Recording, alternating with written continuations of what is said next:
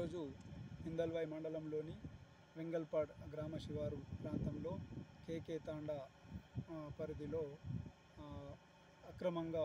నిల్వ చేసినటువంటి ఇసుక డంపులను పోలీస్ వాళ్ళు గుర్తించి